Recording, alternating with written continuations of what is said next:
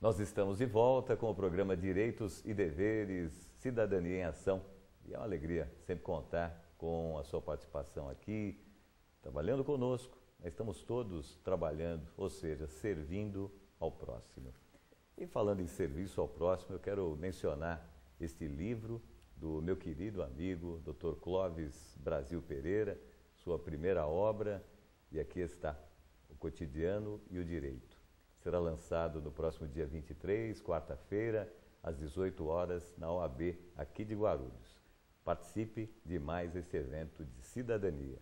E eu quero parabenizar o Dr. Clóvis, que também é apresentador desse programa, Clóvis Brasil Pereira, que eu conheço há 35 anos e sei da sua idoneidade, da sua capacidade e, sobretudo, do tamanho do seu coração. Homem muito generoso.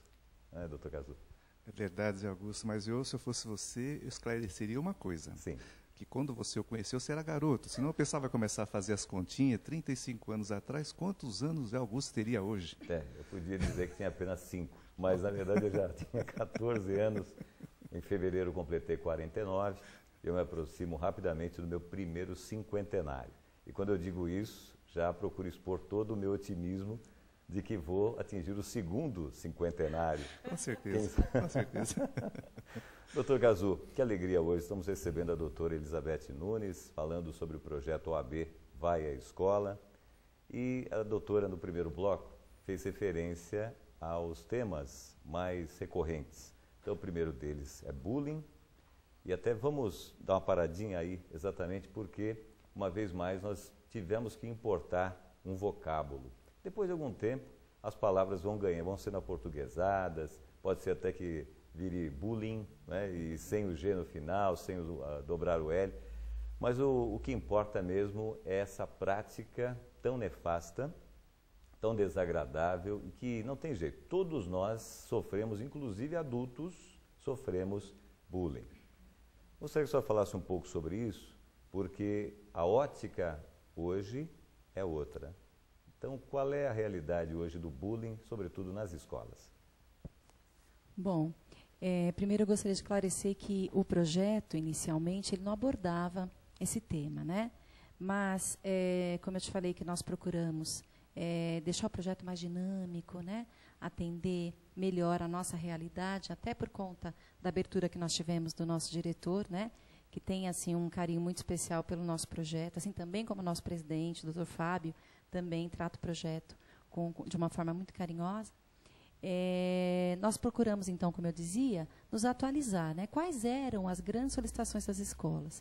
E aí veio essa questão do bullying, né? Que afeta tanto os nossos alunos, né? Que muitas vezes, algumas crianças que não se enquadram, pelo menos é o que mais nos é trazido, que não se enquadram a determinados grupos, a determinado comportamento, acaba sendo, às vezes, colocado de lado, acaba, às vezes, sendo, eu posso colocar, sendo atribuído a ela um estereótipo, né?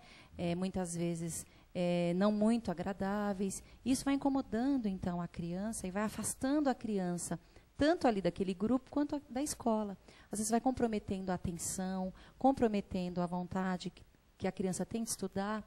Eu conversei, inclusive, com uma psicóloga a respeito, né, quando nós começamos a preparar os temas, e ela nos colocava essa questão, que isso vai mexendo de uma tal forma com o psicológico e emocional da criança, que vai afetar a vida dela, às vezes até dentro do convívio familiar, né? Então, o projeto veio com essa preocupação. E nós montamos até essa palestra com apresentações, com slides, fotos, de uma forma bem dinâmica, para tratar do assunto de uma forma que despertasse o interesse, né, dos jovens, né? E com essa palestra nós saímos até um pouquinho do nosso foco, que são os alunos do terceiro ano do ensino médio, para trabalhar também o ensino fundamental. Porque isso acontece muito no ensino fundamental também, né? E para tentar trazê-los, né, para a realidade, despertar neles o interesse, né, de ver o quanto é difícil o quanto você pode causar de problemas para o seu coleguinha ali de sala, né, a partir do momento que você tem esse comportamento. Doutor Cazu. É verdade, a doutora Elizabeth tocou num ponto que realmente o projeto OAB não tinha a finalidade de fazer palestra sobre o bullying. Isso foi uma coisa que foi trazida pela doutora, né? nos surpreendeu exato, no primeiro momento, porque nós temos uma cartilha, Zé Augusto, em que ela já traz ali fechado os temas em que a OAB deve atuar. Ela fala do Estatuto da Criança e do Adolescente, a Lei do Idoso, a empregada doméstica.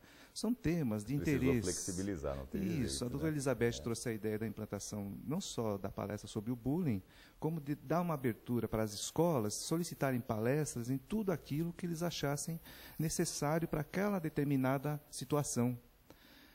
Nós temos casos assim muito frequentes, né?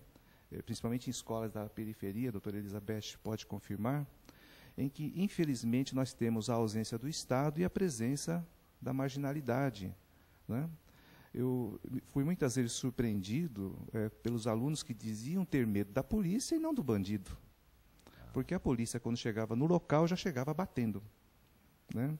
Então, a importância desse projeto para a sociedade é, com certeza, levar a essas comunidades a informação ou ainda que eles realmente tenham conhecimento de que o Estado é que os tutela, não o marginal, né? Nós todos sabemos que o Rio de Janeiro foi largado, o Estado abandonou aqueles morros cariocas, e o que aconteceu foi o aparecimento de estados paralelos nos morros, que hoje estão tentando tirar de qualquer maneira, e a gente está vendo a consequência disso tudo. Por isso, ao assinante que não sabe da importância desse projeto, eu gostaria, doutora Elizabeth, que você falasse um pouquinho sobre qual a realidade que nós encontramos nas escolas das periferias, né? É uma coisa, principalmente nós, Augusto, que moramos aqui nessa região central, nós não temos noção do que é a periferia de Guarulhos. É muito diferente, é um outro mundo. Né? A doutora Elizabeth, ela acompanhou essas palestras, eu vou falar pelo interior de Guarulhos, né? Eu gostaria, doutora, que a senhora explanasse um pouquinho sobre casos concretos que foram vivenciados pelos nossos palestrantes. Primeiramente, muitas vezes, né, nós encontramos as escolas, até na questão física, né, de uma forma... abandonada. De uma forma, assim, de abandono total, né? E isso já é deprimente por si só, né? São porque as crianças estaduais, né? Muitas vezes, sempre. Okay. Muitas vezes as crianças elas não têm nem uma condição adequada para estudar, né? Isso também é muito deprimente. Tem algumas escolas ainda na cidade de lata, né? Isso esquenta muito. Nós tivemos em algumas escolas no verão e é bem complicado estar lá dentro, né? Mas de fato é bem complicado a situação dos alunos. Eu vou abordar assim algumas situações que aconteceram comigo, né? Muitas vezes depois do final da palestra, muitos alunos vinham nos procurar para dizer, olha, o meu pai está preso, olha, o meu amigo que senta ali atrás de mim, ele está vendendo a droga aqui dentro da sala, né? Olha, eu fui ameaçado. Eu cheguei a ver fotos de alunos, teve uma pessoa que me mostrou um celular de um aluno que ele traficava dentro da escola e ele mostrava numa foto do celular várias notas de R$50 como se fosse um leque, assim, né? Como querendo demonstrar para os outros que ele tinha o dinheiro ali, que ele tinha o poder, que o tráfico era importante. Então, a situação é bem alarmante em relação à questão das drogas dentro das escolas. E muitos depoimentos também de professores, de funcionários, dizendo da grande dificuldade que eles têm, né, de lutar contra isso, porque eles não têm nenhum apoio, né? Nós sabemos que as rondas escolares elas são ineficazes, né, elas não são constantes, então é uma briga do professor, né? Nós tivemos inclusive aqui um caso na nossa cidade, o ano passado atrás, de um professor que foi assassinado, né? Não se provou, né, o que aconteceu, mas esse professor ele lutava muito pelos alunos. Ele dizia na sala de aula que ele não perderia os alunos dele para as drogas, né? E ele foi assassinado de uma forma misteriosa, até hoje o caso não foi elucidado, né? Então, isso nos leva a crer que deva ter alguma coisa ligada a esse fato. E dentro desse conceito, dentro desse contexto das drogas, que é um dos problemas mais sérios dentro da área social que nós temos aqui no Brasil, eu tive a oportunidade há mais ou menos um ano de ser o mestre de cerimônias num evento muito grande aqui no Internacional. Foi a Convenção Nacional do Amor Exigente, uma ONG muito forte que trabalha com os familiares. Penso que conheçam, né, o Amor Exigente. E eu fiquei assim muito surpreso com a quantidade de informações novas que eu obtive e percebendo como nós temos que nos unir para combater esse tráfico de drogas e esse comércio que existe, esse comércio terrível, que acaba ceifando muitas vidas também. Agora, é possível avaliar os resultados disso com aqueles que ainda não entraram para esse mundo terrível, ou seja, a grande maioria, graças a Deus, não ingressou nisso, não sequer experimentou. É possível avaliar os resultados com os outros jovens, esses que ainda estão sãos, estão saudáveis? Olha, o projeto, ele assim, não tem condições de fazer uma avaliação ainda, né, desse nosso trabalho, até porque o retorno que nós temos depois é só o retorno dos professores, né, de como eles estão se comportando, daquilo que se comenta na sala de aula, né, porque são poucos aqueles que nos procuram. Existem alunos que nos procuram, porque nós temos um e-mail que nós divulgamos, né, e eu me coloco à disposição, todos os palestrantes se colocam para responder dúvidas e outras questões que eles não queiram abordar ali naquele momento. Mas para fazer uma avaliação e dizer para você, olha, quanto mudou ou o que mudou, fica um pouco complicado. Balanço numérico não há? Não, nós não temos. Existem ainda, eu acho que até ele né? deixa aí para a gente, doutor, um desafio lançado, né? Seria importante, né, se nós tivéssemos mesmo condição de avaliar esse número, seria muito importante. E essa é a principal luta dentro da OAB Vai à Escola, observar isso, esse combate às drogas?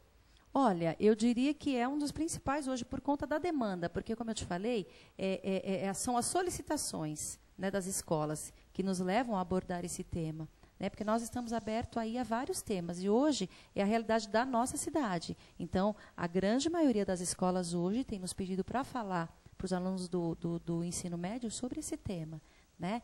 E aproveitando que você colocou a questão da família, o projeto também falou para algumas famílias, né? Então, como a gente colocou no princípio, que nós abrimos para as escolas colocarem a sua situação, a sua realidade, muitas escolas nos pediram para falar sobre cidadania para os pais, né?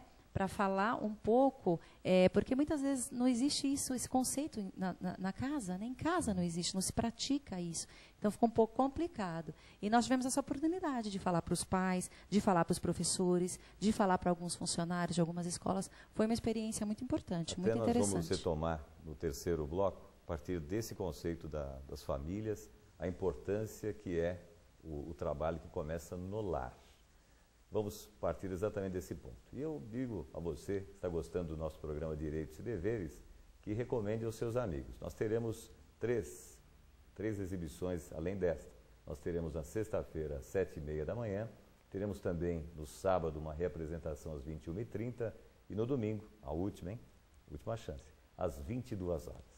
Vamos agora a mais um breve intervalo, preste atenção nos nossos apoiadores e nós voltaremos em instantes. Até já.